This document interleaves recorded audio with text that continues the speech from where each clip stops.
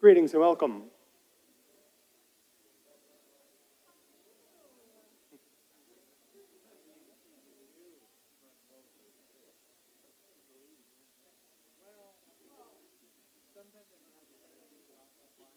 Greetings and welcome.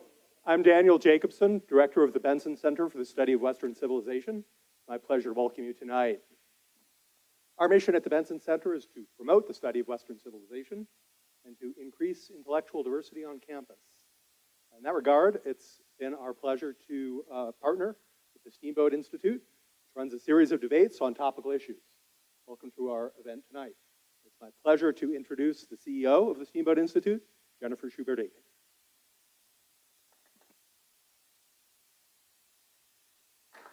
Thanks, Dan. Well, good evening, everyone. Thanks, Dan, for welcoming us back to the CU campus. We've been over here many times. Glad to see that we're getting back to our pre-COVID crowd levels. And soon we'll be having events where we'll be able to see all of your faces, which will be really amazing and will make me very happy. We always appreciate the opportunity to collaborate with the Benson Center. I'm on their advisory board, and I'm very proud to be a part of that. You know, it was a conversation with Bruce Benson back in 2014 that resulted in Steamboat Institute starting the Campus Liberty Tour. And we take debates to campuses all over the country. And that all started with a conversation with Bruce Benson, your former president. And so it's just really great to see the impact the Benson Center is having. Dan does a fantastic job as the director, and Betty Kilsdonk, who works with Dan. So let's do another round of applause, I think, for the Benson Center and for Dan, because they do really good work.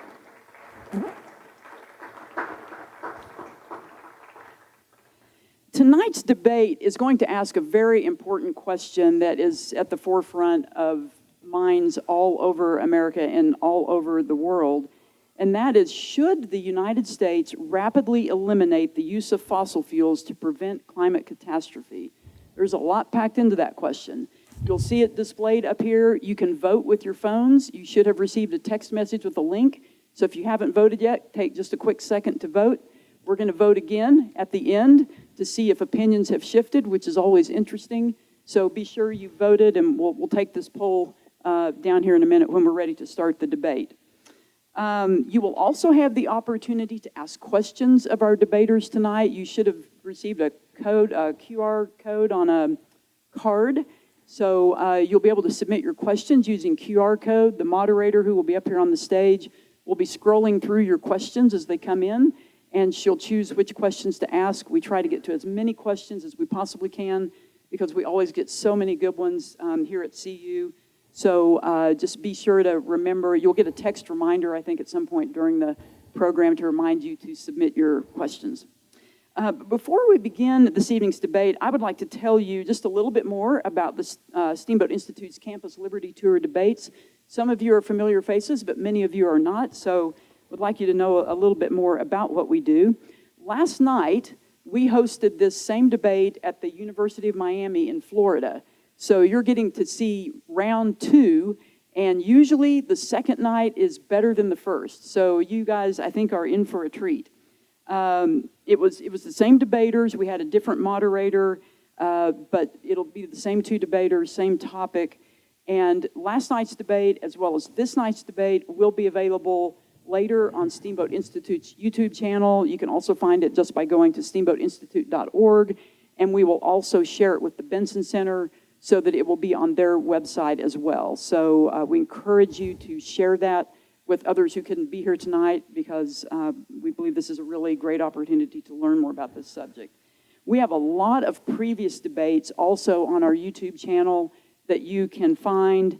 If you're interested, I'll just give you a quick sampling of what we have there. Some of you may have been here last spring when we had Jason Riley and Donna Brazil debate social justice and identity politics. Were any of you at that one?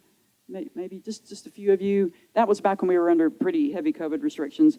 But Jason Riley and Donna Brazil, it was a fantastic debate here in Boulder on social justice.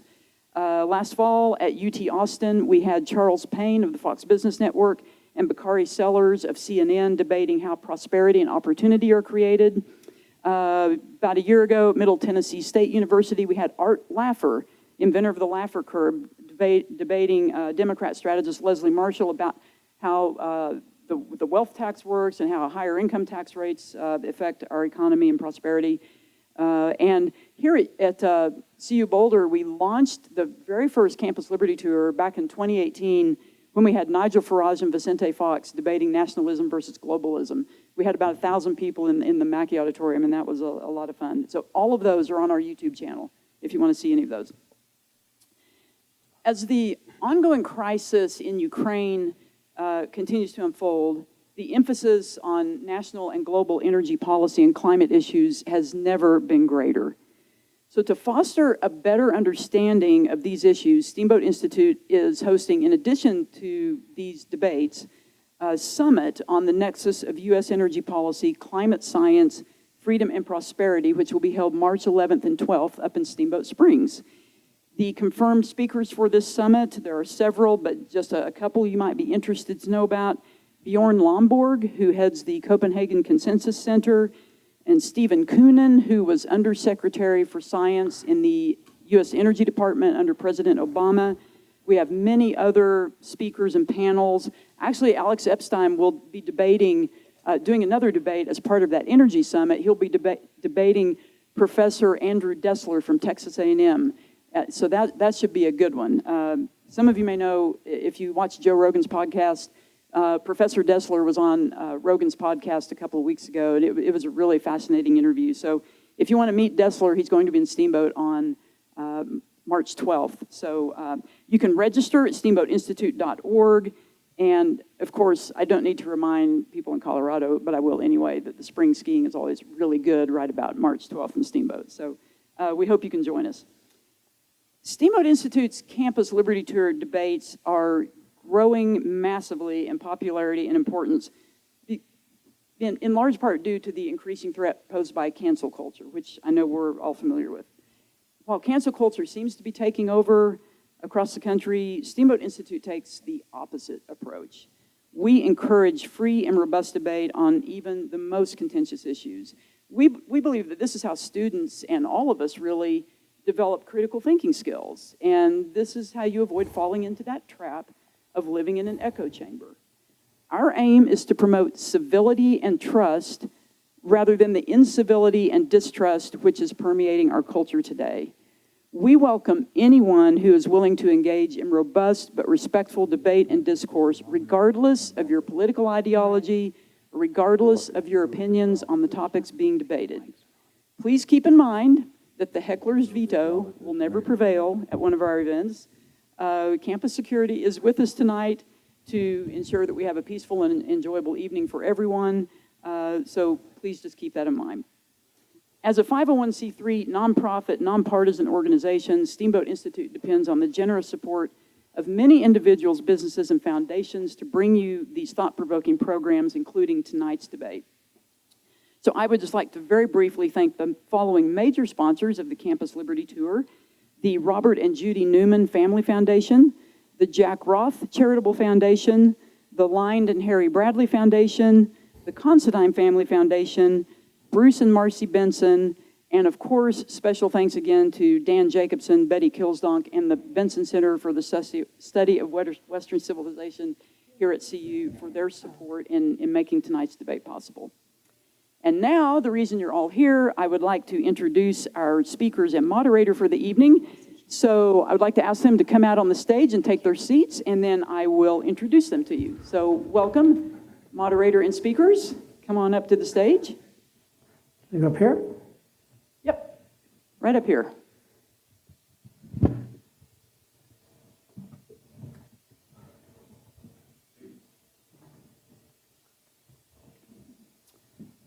All righty. I'm going to start. General Clark, get up here. I will start by, on the far end here, to introduce to you General Wesley K. Clark, U.S. Army retired, served as the Supreme Allied Commander Europe and Commander-in-Chief, U.S. European Command from the summer of 1997 until the summer of 2000. In this capacity, General Clark was the commander of NATO's first combat action, Operation Allied Force, which saved the lives of 1.5 million Albanians. A candidate for the presidency in 2003, General Clark is a Vietnam veteran, a West Point graduate, and a former Rhodes Scholar who served for over 34 years in the United States military. An investment banker with his own strategic advisory and consulting firm, General Clark is president and CEO of Wesley K. Clark & Associates. Among his many awards and honors are the Presidential Medal of Freedom, the State Department's Distinguished Service Award, 5 Defense Distinguished Service Medals, the Silver Star, and the Purple Heart. General Clark is the national best-selling author of 3 books, Waging Modern War, Winning Modern Wars, and A Time to Lead. A noted commentator on military events who appears frequently on TV and radio. I know he has a CNN appearance later this evening. He speaks on diplomacy, leadership, and technology before business and public audiences all across America. Please join me in giving a warm CU welcome to General Wesley Clark.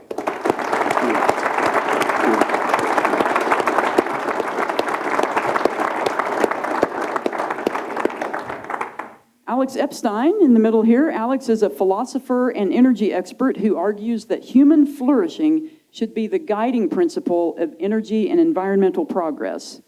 Alex is the author of the New York Times bestseller, The Moral Case for Fossil Fuels, and the creator of EnergyTalkingPoints.com, a source of powerful, well-referenced talking points on every energy, environmental, and climate issue. His next book, Fossil Future, Why Global Human Flourishing Requires More Oil, Coal, and Natural Gas, Not Less, comes out this spring from Penguin Random House.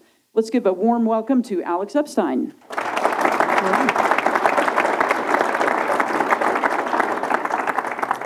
And our moderator this evening is Amber Athey. She is the Washington editor at The Spectator, a co-host of O'Connor and Company on WMAL Radio in Washington, D.C., and we're very proud that she's a senior Tony Blankley Fellow with the Steamboat Institute.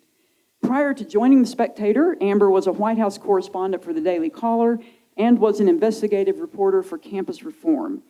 Her work has been cited by The Washington Post, Politico, The Hill, Vanity Fair, Fox News, NBC News, and many others. Amber is a graduate of Georgetown University. She graduated in 2016 with a double major in government and economics and a minor in mathematics. And we are delighted to have Amber moderating our debate this evening. So a warm welcome to Amber Athey. And one last comment. You have one last chance here to vote in the poll, and then it will be taken down, and then I'm just going to turn it over to Amber. Well, thank you all so much for coming out tonight. I know I'm really excited for this, and I'm sure you all are too. This is a really important topic, and 2 people who couldn't really be more qualified to speak on it. So before we get started, again, do make sure that you vote on the poll. This is your last chance, and then we'll vote again at the end of the debate and see if opinion has changed based on how the debate goes. And you can also submit questions via the QR code that is circulating around. And during the second portion of the debate, I will read off some of the audience questions to our debaters. And before we get started, I'm sorry. Don't know why that's happening. We'll try to prevent it. But before we get started, I'm just going to go over the rules. You're doing it wrong. I'm just kidding. Maybe the phone. Well, that's not going to be good.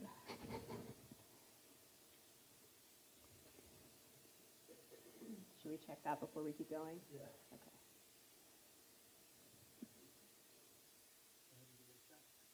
Testing, 1, 2, 3. Test, test, test. Should be. Testing, 1, 2, 3. Good? Okay. I can speak really loudly if not. All right, so anyway, back to the rules of the debate. We'll go ahead and run through those just so everyone is clear about how this is going to be structured. The debate will start with our 2 panelists each getting 10 minutes for introductory remarks, up to 10 minutes. You can use as much or as little of that time as you like. You may also use presentation slides during that period, but only during that period. I'll then allow you each a brief amount of time, 2 to 3 minutes, to respond to each other's opening statements. And then we'll move on to any questions that I have or if you even have questions for each other, we can have more of a conversation style debate as well. After about 20 minutes of that, we'll go to the audience Q&A, which I will be able to read off of my phone, provided it doesn't conflict with the microphone too much. And then we will go to 3-minute closing statements from each of the panelists. Sound good? All right, so let's go ahead and get started. General Clark, since you are arguing the affirmative, that America should rapidly eliminate the use of fossil fuels to prevent climate catastrophe, we will allow you to give your opening remarks first, and you have, again, up to 10 minutes, and I will start the timer as soon as your slides are prepared. Okay, now I'm going to move over to the podium so Very I can good. make these slides work. And thank you very much, Amber. And I want to thank everybody for being here tonight. Can you hear me okay? And, you know, it's a great pleasure for me to be back in Colorado. I lived here twice. I was down at Fort Carson. And this is a tough night for me. A lot of trouble in Ukraine. I'm thinking about those poor Ukrainians over there in deep trouble. And and I want to take this minute to ask all the veterans of the United States Army, would you just raise your hands so we can recognize you?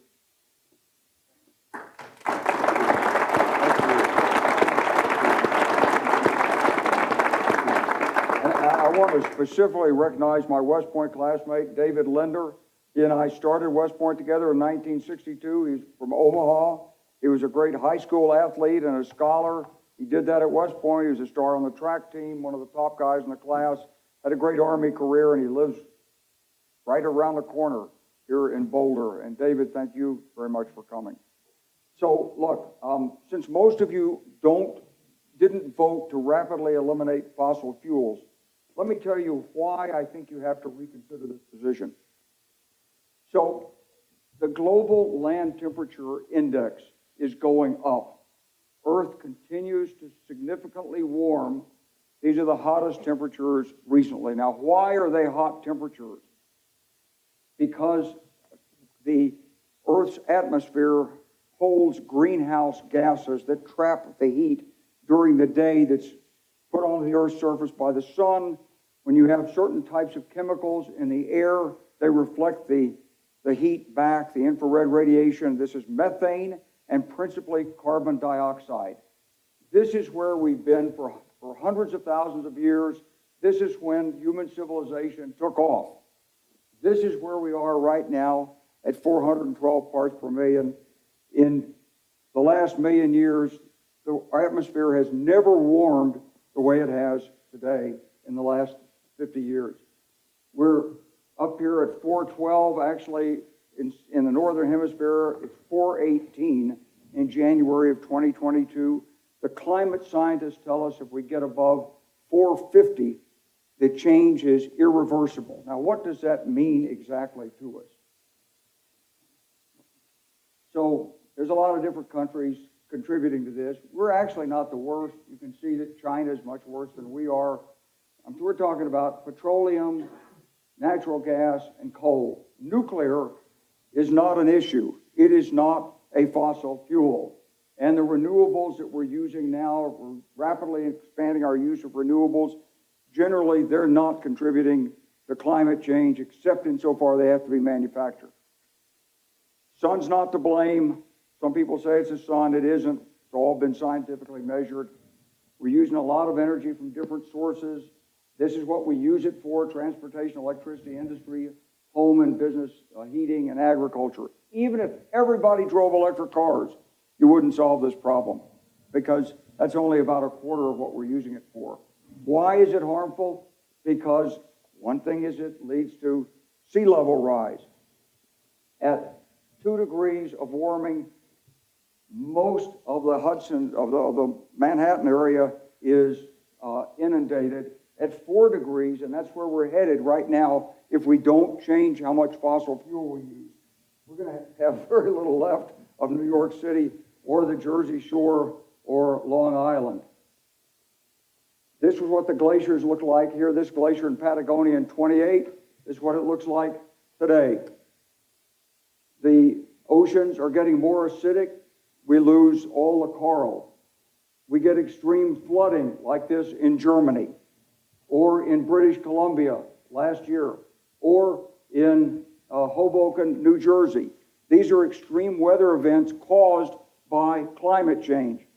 For each 1 degree centigrade rise in the atmosphere, 4% more moisture is held.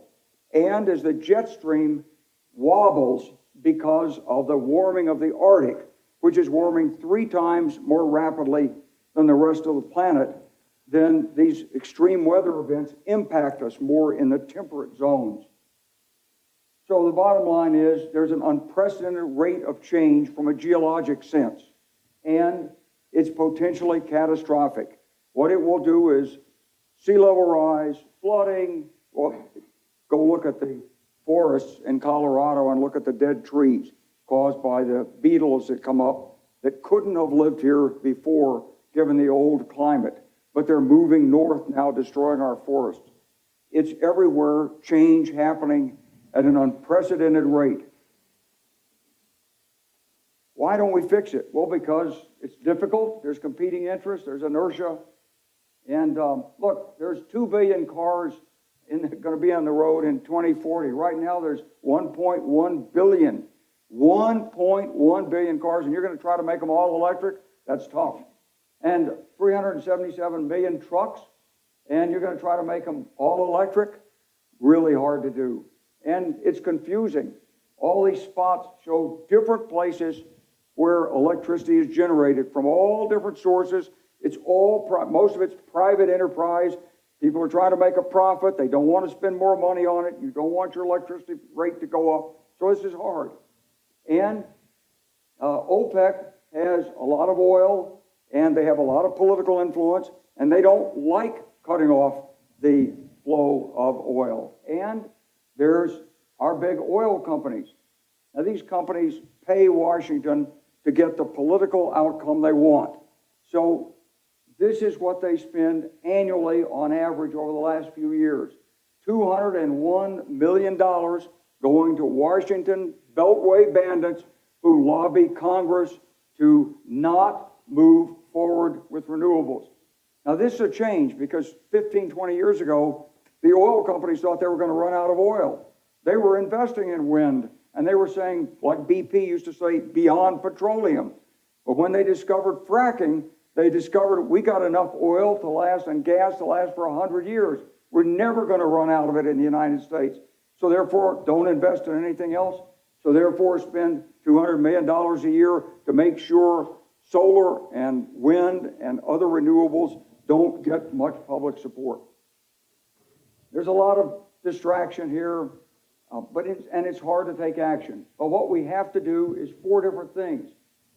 Somewhat reduce the use of hydrocarbons, improve technologies, bring in some new technologies, and pull greenhouse gases from the atmosphere.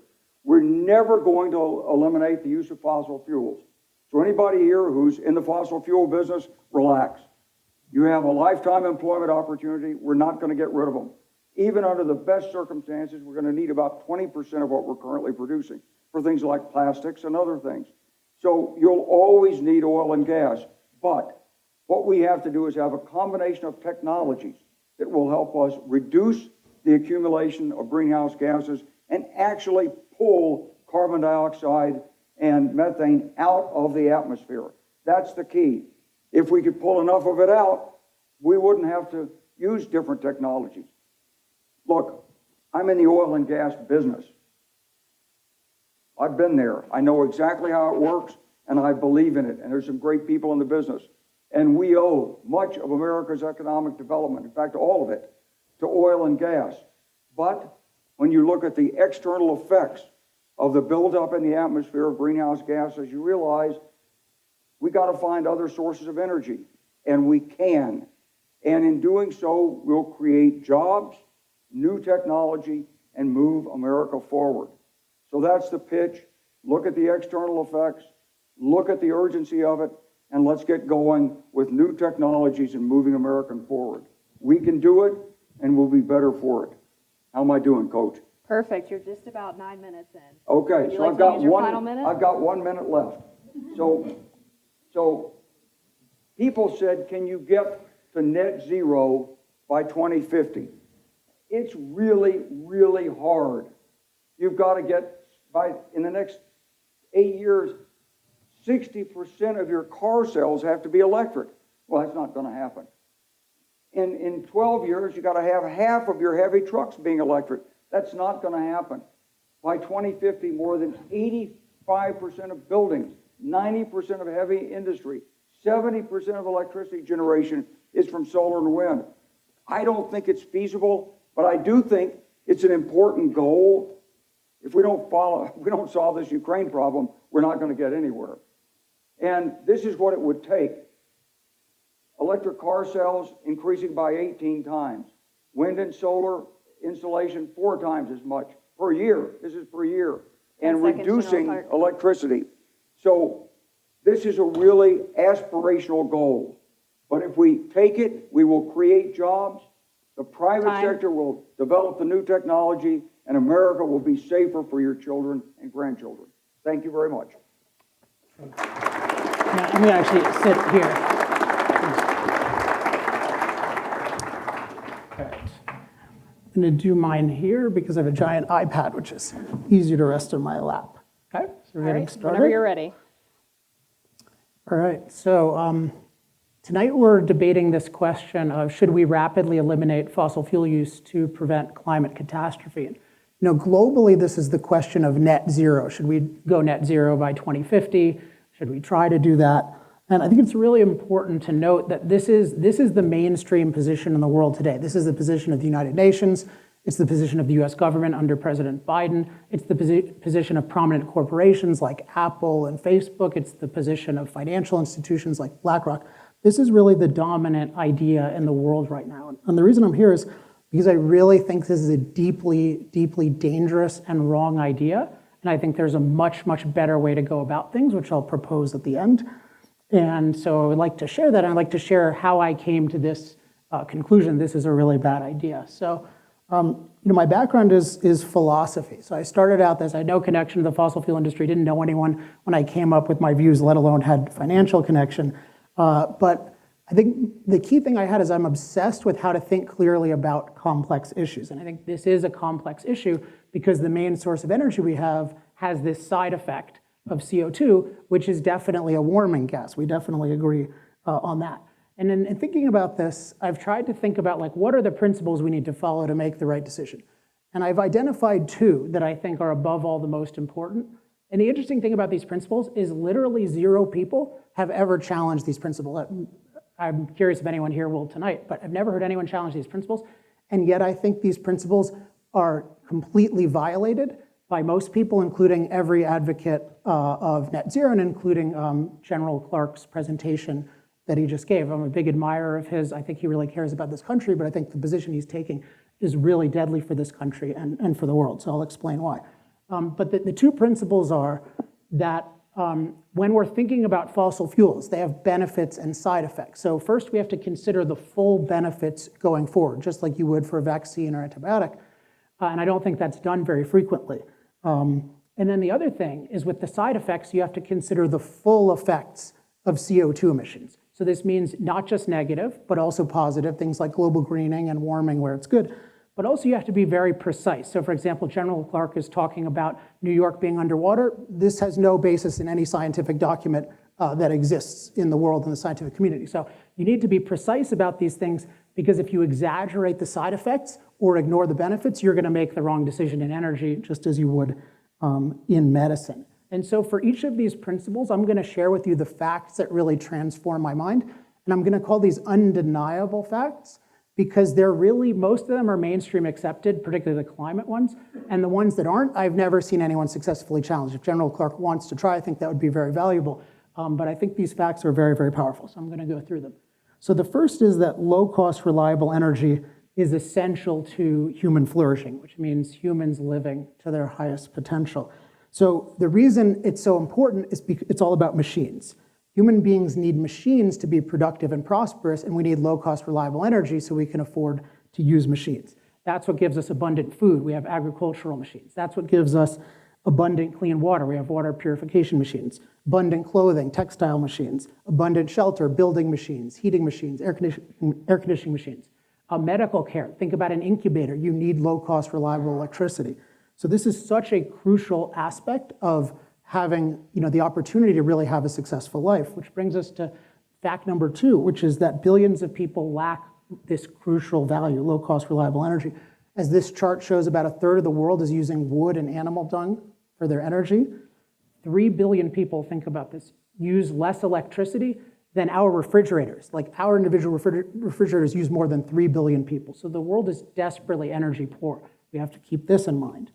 The third thing is that fossil fuels are a uniquely scalable source of low-cost, reliable energy. So scalable means available to billions of people in thousands of places. Fossil fuels have been competed with for over 100 years vigorously, yet they're still 80% of the world's energy, and they are growing fast, particularly in the places that care most about low-cost, reliable energy, namely China, which has just 200 new coal plants in development, let alone their massive fleet. So there's something very special about fossil fuels. It's the only truly globally cost-effective source of energy today. And again, we're in an energy-deprived world. The fourth fact I think is really important. You know, we hear talk about solar and wind, but we have to acknowledge the reality that solar and wind are not cheap. So they're not cheap replacements. If you look at the grids that use solar and wind, they systematically go up in price. We can talk about the reasons, but we have to acknowledge that reality that they're adding costs. They're not replacing costs. I hope we get into detail in that because there's a lot of interesting material there. And then the fifth fact, I think this is the single most important one for this debate, and this is one that is criminally neglected. It is, nobody contests this fact, yet the UN doesn't recognize it, our government doesn't recognize it, and I'm proud to be one of the people who popularized it, but it's from the International Disaster Database. And it is the fact that climate-related disaster deaths, so the thing that we're worried about in our supposedly worsening climate, floods, storms, extreme temperatures, wildfires, et cetera, those deaths are down by a rate of 98% in the last 100 years. And it's very clear if you look at the logic, fossil fuels play a huge role because it's all these machines.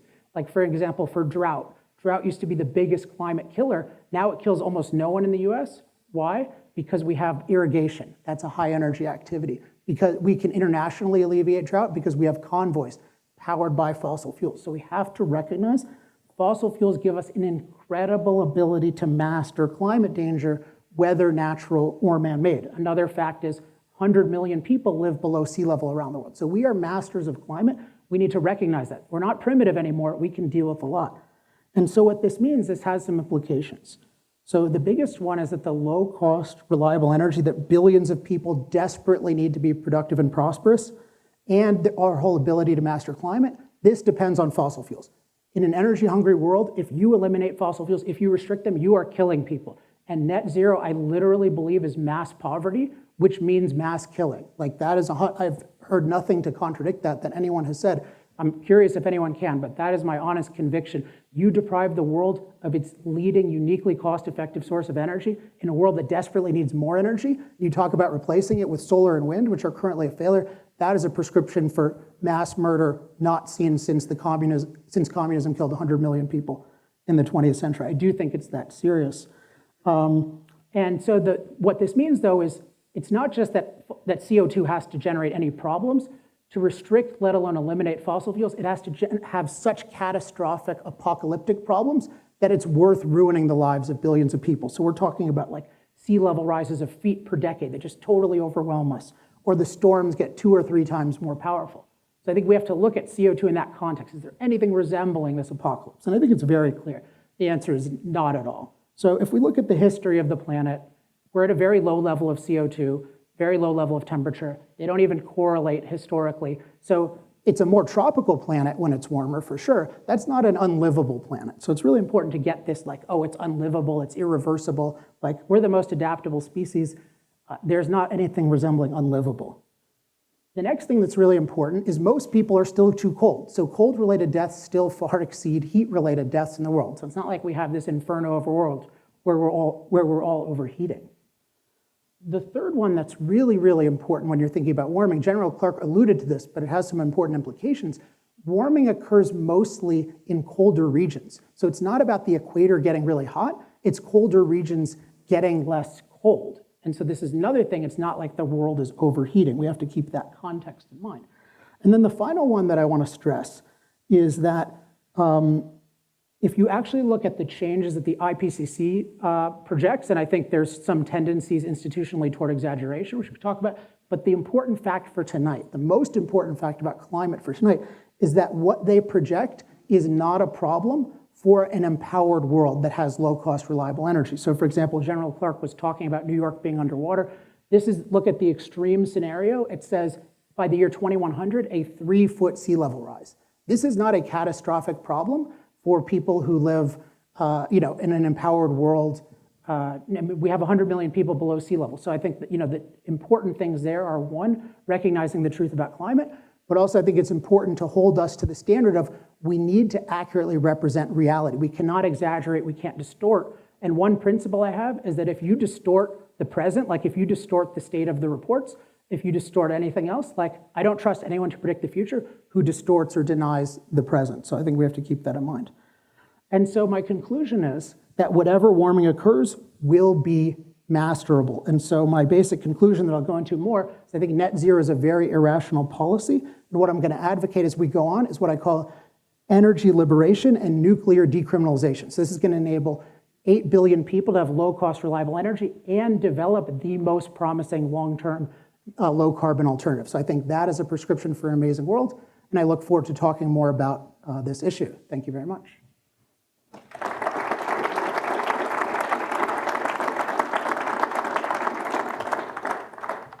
All right on time. So General Clark, I'd like to start with allowing you, I'll give you each 2 minutes to respond to each other's opening statements. So in the interest of fairness, and General Clark, I'll allow you to start if there was anything you found particularly objectionable there. So I'm going to respond to Alex's statement here, Yes, right, sir. Amber? Okay, well, I think I want to go through 7 or 8 points he made. I'm going to try to go through them pretty quickly, so just bear with me. I'm not a lawyer. I'm not a fancy pants intellectual, but I'll try to get through them as fast as I can. The first thing he said is you have to look at the positive and negative effects of CO2. The only positive effect I saw that he pointed out was that New York City might flood due to climate change. I think that might be positive for a lot of people, but it's not for the people living in New York City. He said that you've got to have low-cost, reliable energy. Well, actually, he didn't show us how much solar and wind cost. Right now, it costs less to put in a solar plant or an energy or a wind turbine plant than it does to build a new combined cycle gas turbine generator. Now, how do I know this? Well, you can shake your heads in the audience, but I'm sorry. I'm an investment banker. I've put in CCGTs in Mexico. I know how much they cost, and I know how much we're putting in our wind and solar in Texas for. And believe it or not, it's actually cheaper. Now, the reason some of the existing plants may be cheaper is because they've already been fully depreciated. But wind and solar are grid competitive. And then, there are a lot of people who don't have energy today, but they're not going to get a natural gas pipeline run to their home in Africa. And the way they're going to get energy is with solar panels on the roof and with ethanol stoves. That process, both those processes are well underway in Africa today. So in your home in Africa, you get a little solar panel and you pay a little bit per month for it, and it charges your phones and it provides electric power. That's their standard of living. For people that are making under $10 a day, that's what they need. That lets them compete. We'll have to So, stop there, but Am I out of time? you are, I'll but stop right there. we'll come Thank back you. and be able to address the other points later on. Alex, would you like to go ahead? Yeah, definitely. So I think I heard 3 big points. So the first one is I didn't say any benefits of CO2. I forgot if I mentioned global greening. I think that's a pretty obvious one. But the one I'm sure I mentioned is that warmer is better for people in cold places. I mentioned that there are more cold-related deaths than heat-related deaths. So I think, General Clark, that's just a distortion of what I said. So let's try to avoid that. The solar thing, so this is an interesting fallacy. Note that I did give evidence about this. What I showed is the cost of electricity on grids that use more and more solar. So I showed it being more expensive in California and then still more expensive in Germany. And so there's a question of why that is. And the basic reason is solar and wind are intermittent or unreliable sources of electricity. So they don't replace the cost of the reliable infrastructure, they parasite off it and they add to it. So you can't shut down your gas plants, and when you try, like in Texas, you run into problems. California, where I am, we run into big problems shutting down gas and nuclear. So these are really cost-adding parasites given the current technology. They are not cost-reducing replacements. So whenever people talk about the cost of it, this is what I call partial cost accounting. When you're talking about these calculations on the grid, you're not looking at the full system costs, you're just looking at the cost of the solar panels and wind turbines. And one thing we need to do is grid reform so that solar and wind stop getting this terrible advantage that they get. General Clark is portraying solar and wind as like victims. They are privileged. They get to sell unreliable electricity for no penalty, and they get paid a premium by this so-called investment tax credit. So and then the other thing about Africa, I find it condescending, the idea that they're going to do this inferior thing of charging their cell phones with solar. Imagine China and India had that attitude. Look, 40 years ago, they were primitive. They were like Africa. What did they do? They industrialized using real energy. And sometimes when people try to bring in these phony or superficial solutions, they say, we want real energy, and they deserve real energy. All right, thank you. And moving forward, we'll do more of a free-form style debate, so the time won't be quite as strict. But Okay. I'd like to start by following up on the first point you made about the potential benefits of CO2, and you mentioned global greening. For the audience that might not understand what that is, can you explain that and some of the other potential benefits in more detail? Because I did hear quite a few scoffs when you mentioned that in the audience. Oh, interesting. Yeah, for sure. So this is the most clearly documented effect of CO2. So it's like all you need to do is like look at a satellite, and NASA, the climate organizations, they acknowledge this. You just look at them, they have these greening maps, and it shows how much of the world is green compared to 40 years ago. And if it's greener, then it looks green, and just the whole world looks green. And the reason is because CO2 is plant food. In those eras where dinosaurs lived, they could live because CO2 created so much plant mass, so much biomass. So it's a huge thing for not just wildlife, having more biomass in wildlife, but also crops. I mean, I think there are good arguments. It's trillions of dollars worth of crop growth that's free. Greenhouse growers pay to make their CO2 level, they pay money to make it 3 times what the air is. So you have to acknowledge this is a huge benefit, and I think it's an intellectual crime that we don't talk about this. But the warming is really important. It's warming more in colder regions. That's where people want it. And as a philosopher, I think the root reason why people ignore these is we have this view that human impact on nature is inherently bad or intrinsically immoral. So we assume that if we did it, it must be bad. And this is a primitive religious superstition. I view it as we should look at our impacts objectively. Are they good for us? Are they not? How big are they? And then make decisions accordingly. But anti-human bias is something to really be on the lookout for because it is pervasive. General Clark, do you acknowledge that there might be benefits to CO2, or do you think those are being overstated, and are they comparable to the potential negative effects? Well, they are being overstated because there is a marginal improvement in some plants with slightly more CO2, but the hazards to humans from the climate change are not overstated. So if we continue on present course, we'll be for 4 degrees to 5 degrees centigrade warmer. That means the Arctic ice will melt. The Arctic is the weather generator. So you won't have the jet stream. You'll lose the heating in Europe. You'll have the desertification of Colorado and California as they dry out. Rainfall patterns change. Diseases move north. Crops don't flourish. And about 1/3 of mankind lives within 20 feet of the ocean. So when the Greenland ice cap goes or the Antarctic glaciers melt, you could get 5 feet, 7 feet, 20 feet, or 60 feet of sea level rise. We actually don't have the mathematical models to tell you when this will happen. But I will tell you this. In geologic history, there's never been a Greenland ice cap when there were 400 parts per million of carbon dioxide. It is melting, and it's melting rapidly. So I think you have to compare the potential benefits of a little bit more CO2 with the incredible harm of a little bit more CO2. Would you like to respond? Yeah, definitely. So I think one thing I mentioned in terms of a principle that is really violated by advocates of net zero is the issue of precision. So you want to be precise about magnitudes and timetables. So for example, when you talk about sea level rise, I showed the chart from the UN. They project in an extreme scenario 3 feet by the year 2100. You're talking about 20 feet. This is something that the most extreme, I would view crazy projections involve happening in 2300. So if you don't give the time, it's totally non-objective. And part of what I'm going to advocate is if we decriminalize nuclear, we won't need to use fossil fuels then. So it's really important to be objective about these things and not just scare people. Another thing I just want to point to is the assumption that it's just all bad. So everything is going to be all bad.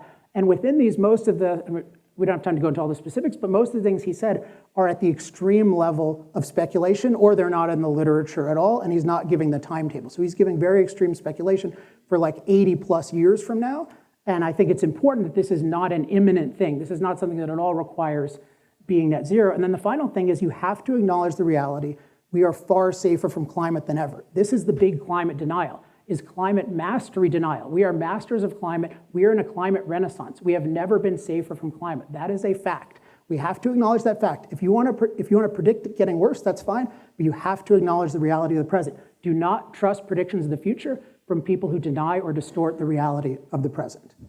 Let me follow up with one thing you said. Even if we acknowledge that some of these consequences couldn't happen for generations down the line, do you think it would be unfair to our grandchildren or their great-grandchildren, et cetera, to have them deal with that particular issue? No, for many reasons. So first of all, I mean, you do have alternatives that can emerge on a 40, 50, 60-year, like 70-year replacement timescale. So you can liberate those. But I think it's really important when you're looking at the future, like a warmer world is not an objectively worse world for humans. It's probably a better world for humans. Like we're a tropical species, we'd want a more tropical world.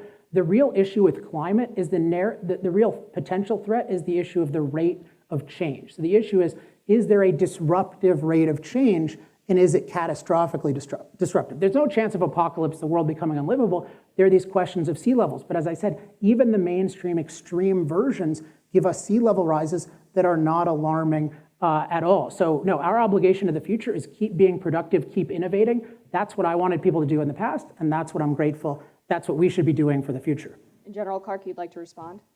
So first of all, the rate of change is catastrophic by geological terms. Plants, animals, and we can't adapt fast enough to be able to deal with those changes. It's not just the sea level change. It's the change in rainfall. It's the change in agriculture. And by the way, it's not just the Arctic warming, it's the tropic warming. Now, I don't know if you've ever been in 118-degree temperature. I have. And if you're there and it's low humidity, it's not so bad. When it's high humidity, it's unbearable. I think of those people in Africa who have to live with this, or in the Middle East. They're going to find large parts of the earth uninhabitable at 118 degrees with much higher humidity. You can't do it. Now, if you're wealthy, you can master the climate with air conditioning. But most of us aren't that wealthy around the world. There are, as Alex said, there's billions of people who are poor. So I think you have to look at the future and go back to the question that Amber asked. What do we owe our children and grandchildren? Do we lock in the present system knowing that it's causing problems when there are alternatives that we can go to? Do we lock it in and live with that? Or do we have the courage to look at alternatives and gradually move toward those alternatives? That's the question before the House tonight. Solid, lock it in, or look to the future and try to do better. It's A or B. Alex is A. He says, stay with what you got. You can never do better. I say you can do better with technology, with human ingenuity. We can bring those poor people in Africa out of poverty, and they can have the energy they need. Let me go ahead and let Alex respond, because I think he took issue with your characterization of his position, and then I have a follow-up for you as well. Yeah, I mean, you're seeing, like, I'm referring to the climate literature that General Clark is distorting, but you're seeing it with my position. I mean, I specifically said we need to liberate, decriminalize nuclear. It can replace fossil fuels on like a 60 or 70-year timetable, hopefully, if we really do the right thing. I'm the opposite of that. There's no locking in. The issue is using the thing that's most cost-effective for the most people. And I want to keep reminding us, we are rich here. Most of the world is poor. There are 5 billion people right now who make less than $10 a day. 3 billion people who use less electricity than a refrigerator. The world needs like 4 or 5 times more energy than it has right now. It's an energy-poor world. Fossil fuels are uniquely cost-effective. General Clark just keeps saying vague things about solar and wind. I've pointed out that they're failures. They can't replace fossil fuels. These are facts. And so when you talk about locking in, you can't just think about like what we're doing, although it would be bad for us to do what he's saying. There are billions of people who are being deprived the opportunity to have a real way of life, not some random solar dinky gift from us that's charity, but to really industrialize. So that's my position. I want liberty for all forms of energy. I want innovation. What he wants is the government to outlaw the world's leading source of energy based on some wishful thinking that doesn't work at all, and he hasn't substantiated at all or refuted anything I said. General Clark, let me ask you about some of the expert predictions that you've brought up, because I do think it's fair to say that a lot of these predictions that have been made in the past have turned out not to be accurate. John Kerry, for example, the climate czar for the Biden administration, has said over the course of decades that the United States is going to get to a point where the level of climate change and global warming is irreversible, and that simply hasn't happened. So knowing that, what can you say to the audience to get them to trust the predictions that are being made now that are just as, if not more dire than those? Well, Amber, I'm not sure the prediction you're citing, but I go back to the UN's interdisciplinary panel on climate change, which has hundreds of scientists that have done years of research on this. We started this process back in the 90s. We've been through it for 30 years, and it's a fact, the climate change models are usually wrong, and they're always wrong in one direction. They're always underestimating the rate of climate change. In every case. Why? Because most of the climate change is underestimated because there are feedback loops. When the Arctic ice melts, the Arctic warms faster. When glaciers start to melt, the water flowing underneath the glacier accelerates the speed at which the glacier goes out to the ocean. There are a number of feedback loops that aren't appreciated and aren't modeled. So yes, these climate models are inaccurate, but they're inaccurate in the wrong direction for Alex's assertion. Now, Alex says he believes in climate liberal and energy liberalization. I think the only thing Alex is projecting that's different is nuclear energy. I have a nuclear background from West Point. I don't know about Dave, but I did nuclear engineering my last year. I know about neutron flux, fast reactors, breeder reactors, and small modular reactors. I like nuclear energy, but that's not the only thing that we have. Alex says solar and wind are failures. That's not true. We invented the solar cell in the United States, and the cost of solar energy has gone from like $50 a watt down to about 25 cents a watt in terms of the solar panel itself. So technological progress makes a difference. These are successful technologies. They have to be blended in with the existing technology. Nobody is saying that you must turn off oil and gas like that. This is what I learned in my English class in the 8th grade is an argument called reductio ad absurdum. You cannot say that you have to stay with oil and gas exactly as it is, because if you make any change, it means cutting out oil and gas. I asserted at the beginning of my presentation that we'll never get rid of all oil and gas, and we have to phase it in, and we have to do it in a sensible way. But we don't have to live with the adverse consequences if we can work with new technologies to reduce those consequences and protect our children and grandchildren. Let me remind the audience to keep submitting your Q&A. We are going to get to those in about 10 minutes. And Alex, I saw you shake your head pretty vigorously when General Clark said that the climate models are actually too conservative rather than too aggressive. So would you like to respond to that point? Yeah, so I want to take issue in a sense with the question, because there is this track record you're referring to of what I call catastrophizing, which is you have these predictions, like for example, John Holdren, President Obama's chief science person, said up to 1 billion climate-related deaths from famine by 2020, and we had record harvests and record low climate-related disaster deaths. You have dramatic examples of overprediction, but if we had like a mainstream climate scientist here, I would argue that would be a good question. But General Clark is just totally distorting mainstream climate science. I've pointed this out like last night, tonight, about the sea levels. You can't do that. This is just a total made-up fabrication to scare people, talking about 7 feet, 10 feet, 12. This is just a made-up thing. So it's much worse than the mainstream people having some problems, which they do. This is a total distortion of the mainstream pretending that it's representative. which is related also to this idea of underestimated models. I've never heard this argument in my life. I mean, the models, there's a general criticism that they run hot. They've tried to mount a defense in the last couple of years, but even the people who defend them say, okay, they've been like exactly right and they've been on the defensive. I want to just keep framing this as there's this question of what are the benefits, what are the side effects? I think I've shown really clearly, and none of the fundamentals have been answered, that this is a crucial value that billions of people's lives depend on if they're to have the low-cost, reliable energy they need to live in an abundant and safe world. And then the side effects are, if you look at what the UN is saying even, it's something that we can totally deal with climate mastery. And even just one point about the heat is that heat-related deaths, even in India, are smaller than cold-related deaths. Like, cold is a problem in a lot of places. And for Africa, yeah, heat changes aren't gonna make that big a difference, but in any case, they need to empower, and you're stopping them. Your policies are doing that. Oh, and the reductio ad absurdum, that is really the quote of the night. That's, by the way, a straw man of my view, another fallacy. But I am talking about the #1 policy in the world. Everyone says net zero by 2050. I didn't make up a policy. I had a policy, this is the policy of the world, that on the phone you said you agreed with, and you said we have to be net negative by 2050. So I'm not doing any reductio. I'm engaging the actual view. I'm pointing out that it's absurd, but I'm not reducing it to the absurd. It just is absurd. General Clark, I'll allow you to respond. Well, I don't know exactly how to respond to that. I mean, there's a lot of ideas Well, let's start with thrown the out first there. thing. What is it that I should respond to, Well, Amber? You're the moderator. Sure, let's start with the end of Alex's statement, which was that you have agreed to argue in the affirmative that we should eliminate fossil fuels by 2050. I never said we should eliminate fossil fuels. Ever said that. I never said that.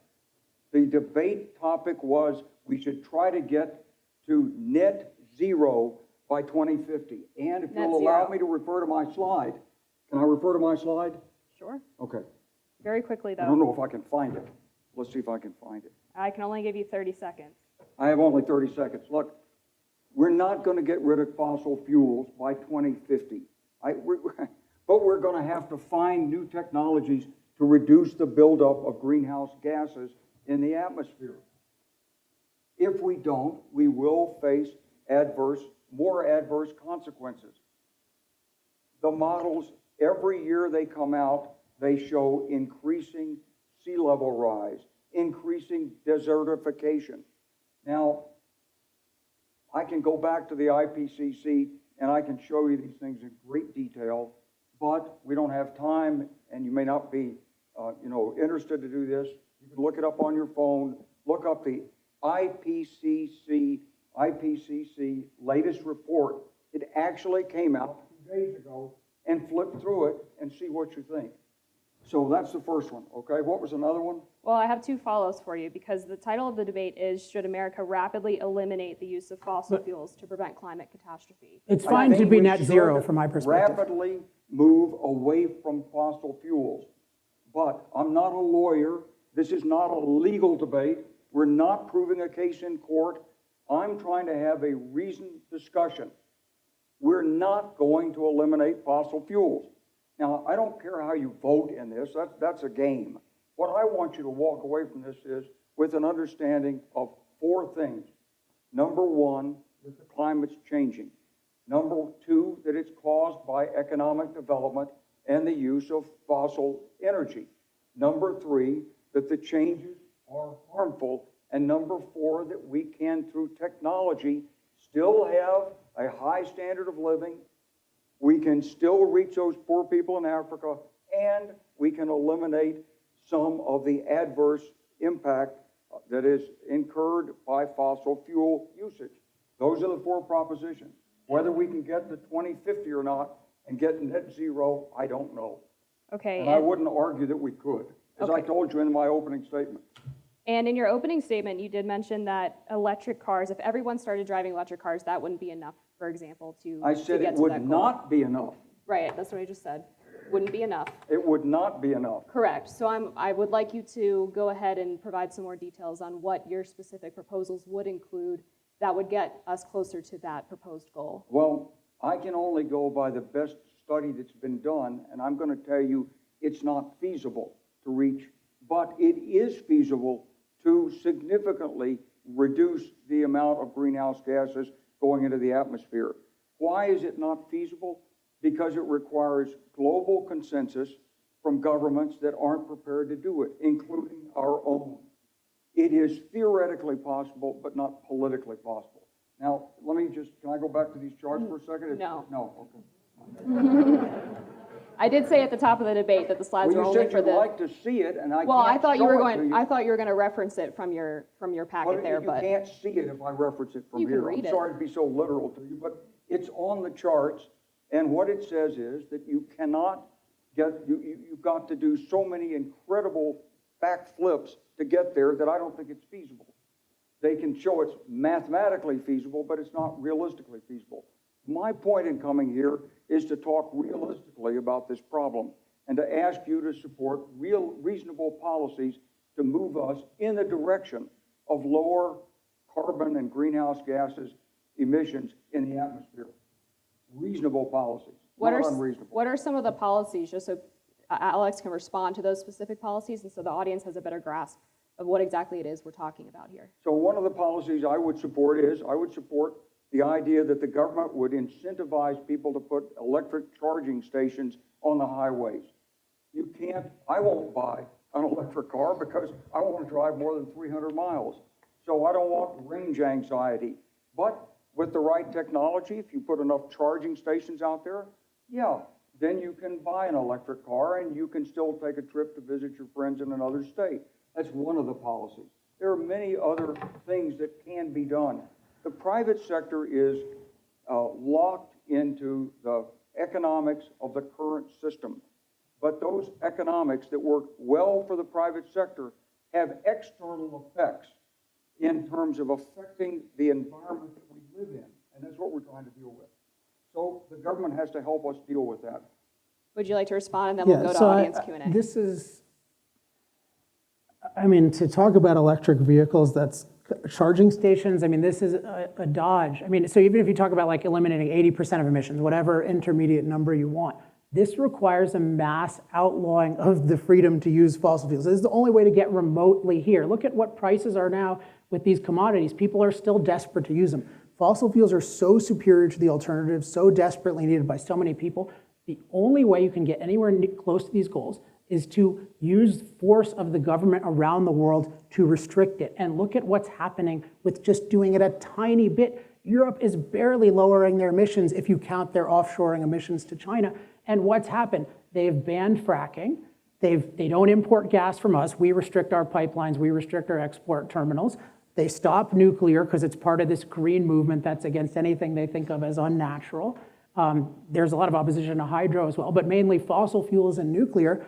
They become super dependent on gas because gas is necessary to handle the unreliability of solar and wind, which is like, goes up and down all the time. Natural gas is necessary to handle that. You become super dependent on gas, so you have these, and you restrict the supply, particularly domestic supply, so you have these huge price increases, and you're dependent on Russia, and people are dying right now because of these policies. And this is a tiny, tiny fraction of what General Clark is advocating. And guess what? When they advocated these coercive policies, they said, oh, technology is great. We can do all these things. Technology is amazing when it functions under freedom, when it's liberated. That's why I'm for liberating every source of energy, including decriminalizing nuclear. And I think you have to recognize with nuclear, I want to talk about it for 1 second. It used to take 4 years to get a plant built. Now it takes 16, and there's a good chance it won't get built.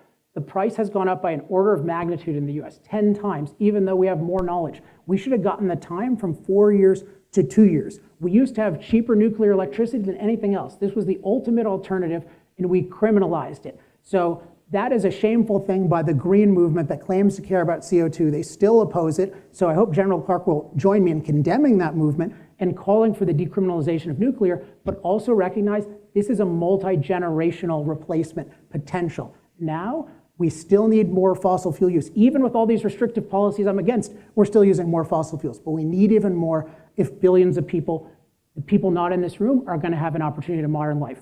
Nothing anyone has said has refuted this, and that is just the truth. That is the choice we face. Do we impoverish and disempower the world or not? And I say, no, we empower the world and we give ourselves the best long-term replacement. And because climate change is not a catastrophe at all, everything will be great. Well, I have so many more questions for you two, but I won't indulge myself. We're going to go to the audience Q&A to make sure that we have time for closing statements. And Alex, the first question is going to go to you. This question is, do you acknowledge that fossil fuels are finite and that we will eventually run out of them? Well, they're definitely finite. I mean, everything is finite, including the sun. I mean, the issue is what's the relevant, economically, cost-effective supply? And in this case, I think in terms of today's or growing energy levels, we've got more than 10 times more of the stuff in the ground than has been used in the whole history of civilization. So there's not a supply problem, which is why the green movement doesn't use this argument much. They say, oh, there's too much supply. That's their problem. But I will say, one reason to think about this is one reason why nuclear is really attractive to me, not because I'm afraid the vengeful climate is going to kill us all or something like that and we can't adapt to, I'm not afraid of that kind of thing. I think that's like primitive religion to have that kind of fear in the modern era. But we need way more energy, and nuclear has way more scalability potential than fossil fuels. So I'm all about empowering the world as quickly as possible. And yeah, to have the levels that I want, we need a lot more alternatives, particularly nuclear. And I'm open to solar and wind if they compete fairly on a free market. But right now they get privilege even though they're unreliable, and they get special treatment. So that is crazy, and it's causing all these problems, including in Texas and California. So that needs to stop. I presume you're referring to government subsidies and the like. Yeah, government subsidies that defund, A, the construction of reliable power plants, and B, this is really important, the weatherization and resiliency of plants. So, Texas spends $70 billion on what I call unreliables. That's money that isn't spent on reliable power plants and resiliency. And so what happens is you have a bunch of wind the week before the disaster, the wind all dies down, you need to massively scale up natural gas, you don't have as many plants as you should, you haven't invested in weatherization because you wasted your money on these unreliable things, then you get blackouts. So that's the fundamental cause, not this nonsense that, oh, wind is amazing, and it has nothing to do with it, even though in Alberta, where they're all coal and gas, everything worked great, even though it was way colder. So Texas didn't prove fossil fuels don't work, they proved that anti-fossil fuel policies don't work. All right, well, I'm glad we got into solar and wind a bit more, because the next question for you, General Clark, is from a few audience members who would like you to address the fact that solar and wind energy is generally more unreliable than fossil fuels, and how you would bridge that gap to make sure that the power grid is reliable. Well, solar and wind energy cannot provide base load. And the reason for that is the wind is variable, and the sun sometimes doesn't shine as brightly because of cloud cover. But through mathematical modeling, we can predict the wind to some extent, and we can anticipate the cloud cover. And in the genius of the financiers and the marketing system, somehow they're able to do this. And they bring in the natural gas-fired power plants online, and they cut them into the grid at exactly the right time. So it's an engineering problem. It's not a problem for me as a consumer or you as a consumer. You'll never know it. It is an engineering problem that has to be worked, and so a grid can only take so much % of renewable energy. Now, the way the renewable energy folks are looking at it is, let's put some batteries in there so that when the cloud covers the solar panel, the battery kicks in. And there's a lot of technology going into this, and batteries are getting increasingly inexpensive. And utility scale batteries, the big boxes that would sit there near the wind turbine or near the solar cells, have fallen in price by 90% just over the last 15 years. So pretty soon we're going to have the ability to match the low cost of natural gas with wind, solar, augmented by batteries. How fast we will do that, that depends on the public. There may not be a disagreement, though, here on nuclear. I'd like to see us use nuclear a lot more, Alex. But the problem is you have to do things that the public will accept. And the public, no matter how hard we've pushed on it since 1983 and 3 Mile Island, they're just allergic to nuclear. And they shouldn't be, but they are. So maybe you can help us win greater acceptance for nuclear.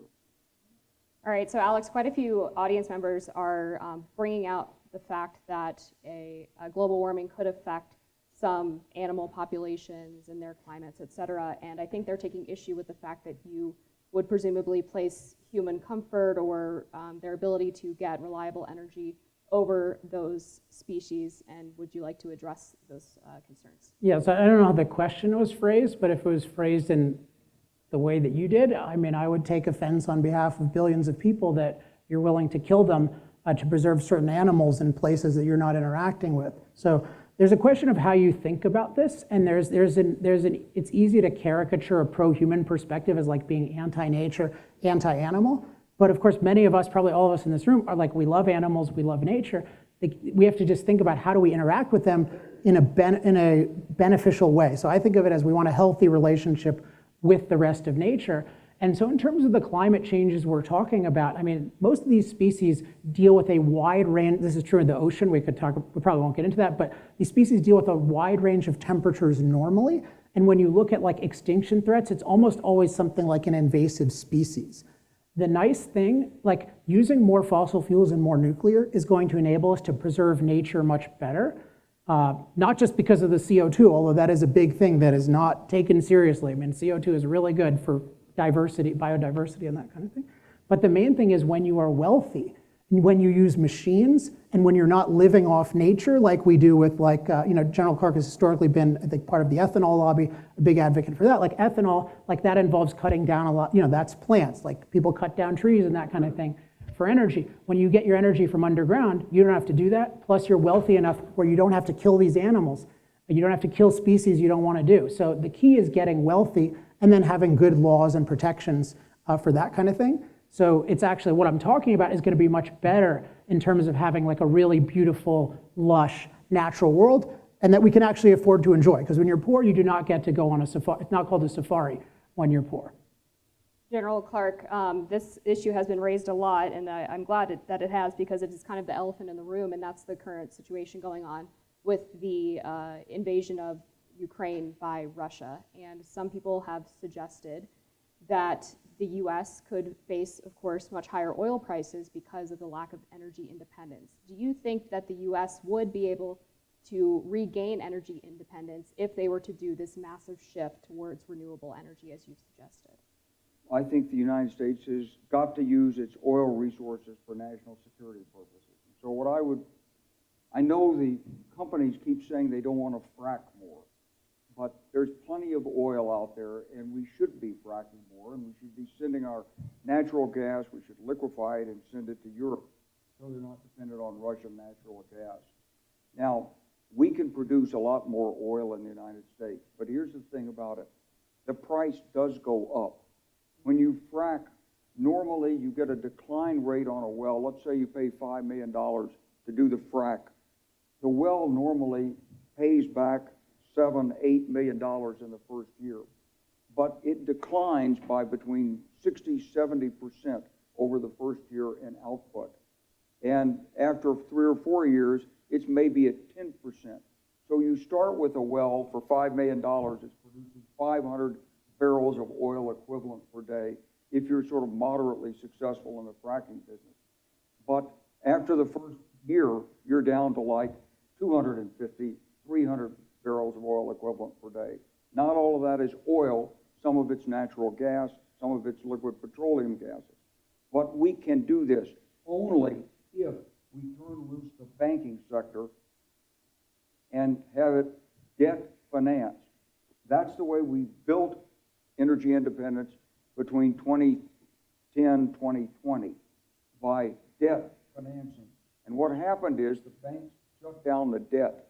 So the little company I was in that was fracking in Oklahoma, suddenly when the price of oil went down to $40 a barrel, the bank said, "Oh, you're dead. You'll never repay the debt. We want your company."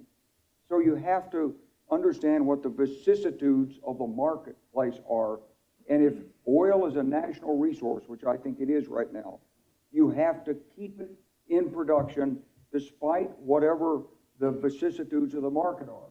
So the Saudis tried to drive our frackers out of business in this country.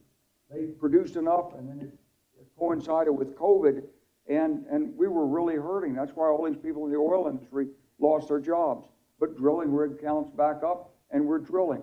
Could we do more? You bet we could do more. Offshore, in the Permian Basin, in the Eagle Ford, in the Bakken Shale. I was in the Ardmore Shale. But we also have to recognize the external costs of this, and that is the leakage of the methane from the well sites and the other things that cause this carbon buildup. I think you got to do it for national security, but I think you got to walk and chew gum at the same time. So there's no reason why you can't move forward with other clean energy technologies while you're developing your national security energy strategy. Alex, would you like to briefly respond to this? Because I suspect this might be a point of Yeah, I agreement. mean, I'm glad for the drill, baby, drill part of it. We're definitely on the same page on, in a debate about going net zero. I'm glad that the other side is agreeing with me on drilling, at least for this. I just think it's really important. So when we talk about, there's a kind of aspirational talk happening about like, oh, like we can do it and it's technology and stuff. And you have to draw the distinction between doing these things freely and via force. So I'm very enthusiastic, as I keep saying, about liberating all forms of energy, letting them compete, letting solar and wind compete if they actually compete fairly, which they're not doing right now at all. Like that is amazing. But when you talk about aspirations and you are forcing them on people, then most aspirations are irrational. And so what happens is what is happening and what has led to this crisis in large part, which is these quote unquote aspirations, this inspiring thinking about the potential of solar and wind that I've been saying for a long time makes no sense. Well, it doesn't make sense in practice. So Europe promised that they could replace reliable fossil fuels with unreliable solar and wind. It has failed massively, and so now they're desperately dependent on Russian gas. So there is a fail, and again, this is a tiny fraction of what General Clark and the rest of the world are advocating with these net zero or close to net zero policies. So we have had an experiment at a tiny version of this.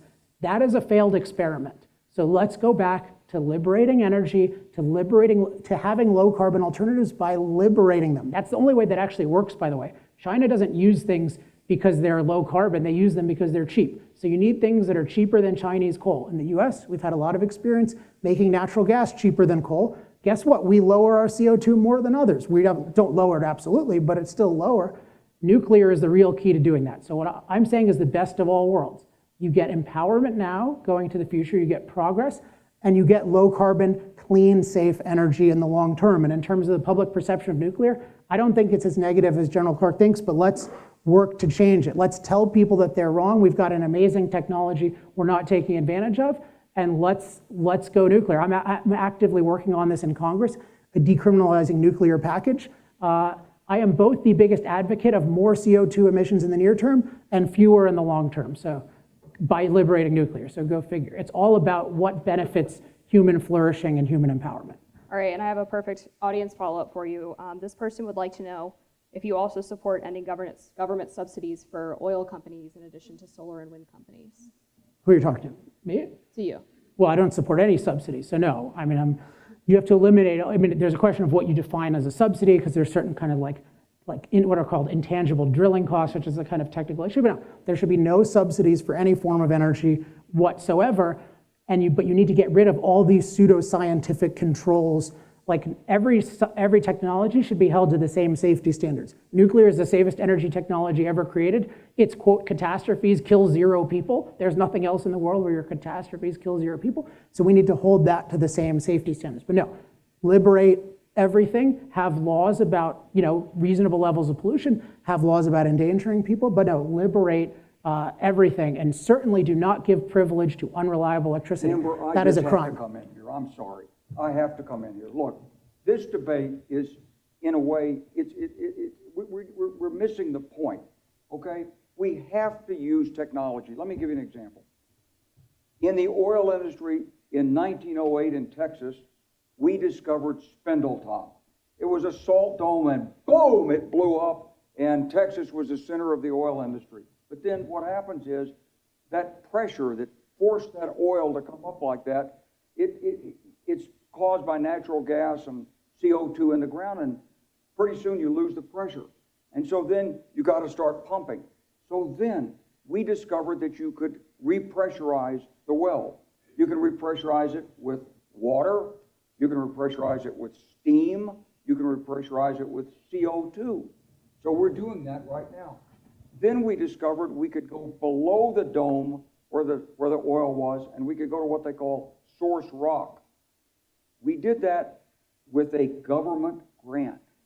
The Department of Energy paid for the exploration and the experimentation that led to America's energy independence. The very thing that I think you're advocating not to do is our government, paid to learn how to frack. And we became the best in the world at it.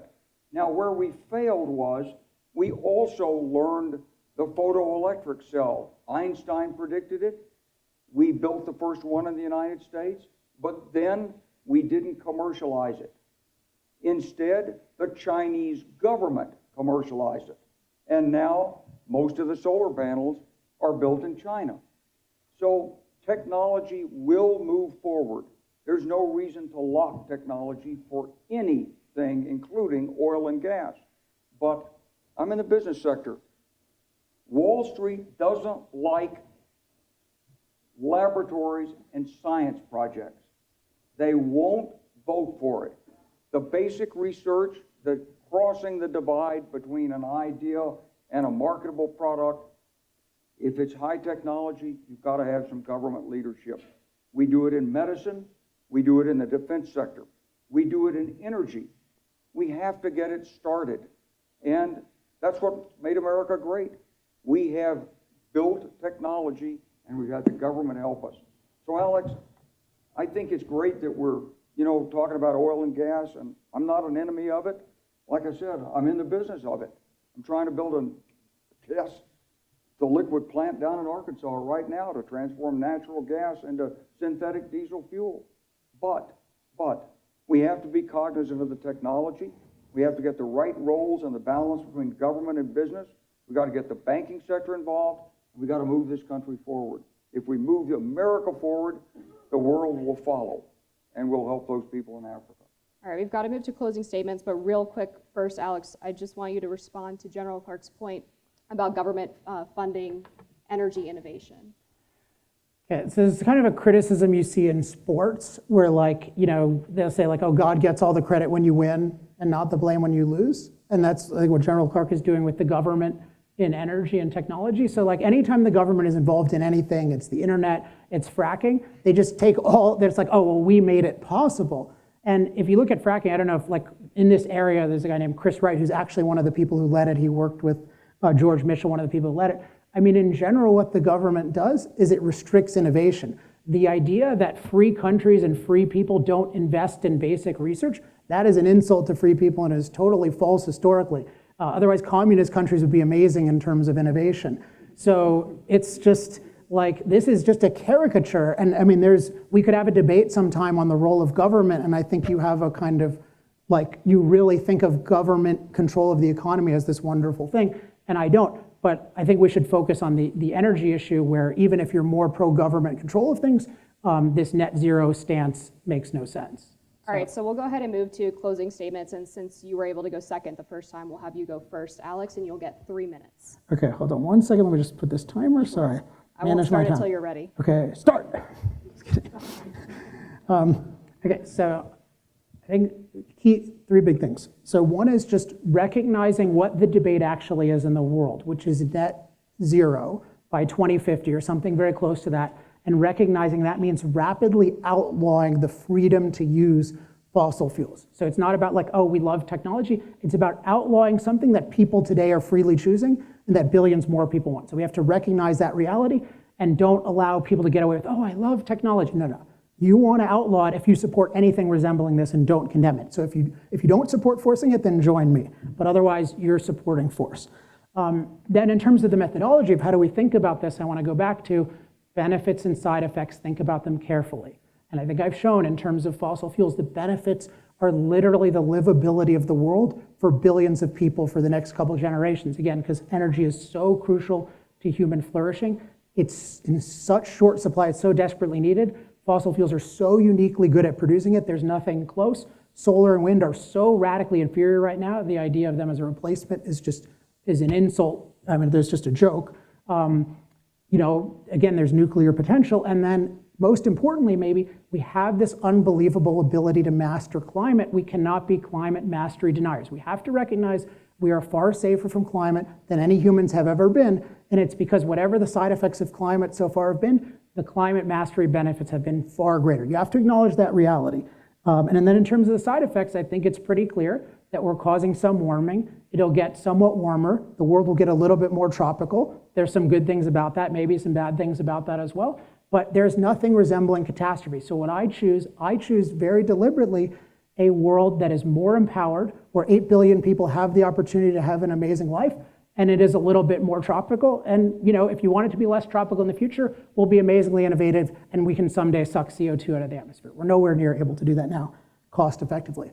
And then the final thing I want to talk about is this point about only trusting predictions about the future from people who are accurately representing the present. I think General Clark has misrepresented 3 things majorly tonight about the present. One is me, this total straw man of, I want to lock in fossil fuels, I'm against technology. I think this is just an insult straw man that is not at all true. The second is the state of economics hasn't refuted anything about the actual inferiority of solar and wind, how they actually add prices. He's just giving this partial cost accounting. And then on climate, continuing to talk about sea level rises that are not projected by anyone. I've pointed this out 10 times now, and it is honestly baffling to me how you can not apologize for doing this or refute me. So, we have this amazing future ahead of us, but we need to recognize reality.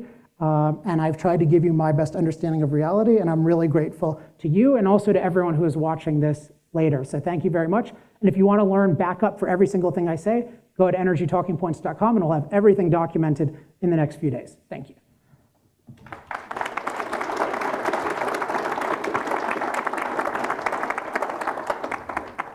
Okay, General Clark, you Well, will Amber, also have 3 I'm minutes. probably the oldest guy in this room. Maybe Dave Linder's as old as I am, okay? But I know this. I've lived a pretty good life on Earth, and I want to leave this planet better for my child and my grandchildren. And I think we can do it. I lived in Colorado twice. I love to ski. I like whitewater rafting. I like hiking. I like those beautiful mountains. I don't want to see Colorado become dried out. I don't want to see the ski season compressed to 25 days a year. I don't want to see us stop agriculture in many parts of the United States because we don't have the water to do it. I think we owe it to the next generation and the generation after that and the generation after that to look ahead and tackle these problems. I think people ought to pay for what they use. I don't think government should gift you things. Well, let me tell you something. Everyone who drives a car is getting a gift because we're sending out greenhouse gases into the atmosphere that have an impact on other people. If you follow a bus, you're breathing in particulates. A certain number of people are affected by those particulates. They go to the hospital, a certain number of respiratory deaths per year caused by living near freeways. You can look it up. It's there in the statistics. But if we actually paid the cost for the gasoline we use in our car, the diesels in our trucks, we would double the price or triple the price per gallon. We're not paying it. We've taken from the future their atmosphere, their clean water, their climate, and we're consuming it today by pumping the greenhouse gases into the atmosphere. Now, I'm not talking about outlawing anything. I'm not talking about not allowing anything. I'm just saying, pay what you owe. Pay what you owe. You've got to raise the price of carbon because there's a social cost to it in the environment that's greater than the cost to get it out of the ground. It's just a fact. And you can look at all the models you want. Go to the Intergovernmental Panel on Climate Change. Look up IPCC on the website. Just look under Yahoo and say IPCC, and it'll tell you the list thing. You can look at all these charts, and you can study them, and they'll bore you to death. But the simple truth is, the Arctic is warming, the tropics are warming, the rainfall patterns are changing, North America is getting drier, the oceans are rising, and it's just a question of how fast. And the truth is, the models usually fail in the wrong direction. And Alex, I know you said you never heard that before, but if you look at the models and go back and look at the Need to start reports every wrapping? 4 years, you'll find they're in the wrong direction. So what I'm asking you to do is have an open mind. You can drive your car, nobody's going to take it away from you. You can use all the oil you want. Just pay for what you use and take care of the next generation. We can use technology and move us into a cleaner environment. Shouldn't we do Time. that? Thank you.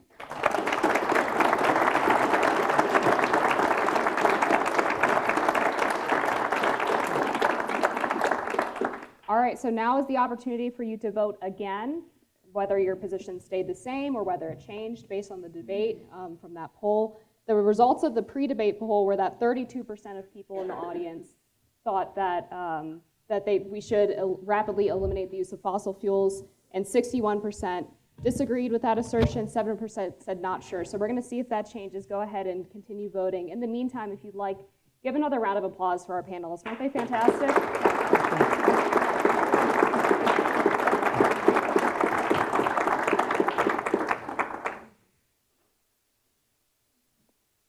Everyone voted?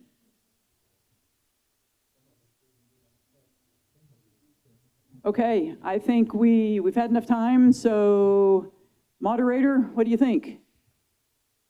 Well, it's pretty close, but it does look like the yes votes have increased by 4 or 5 percentage points. They were at 32% before, now they're at 36. And the no votes have stayed just about the same, 61% to 60%.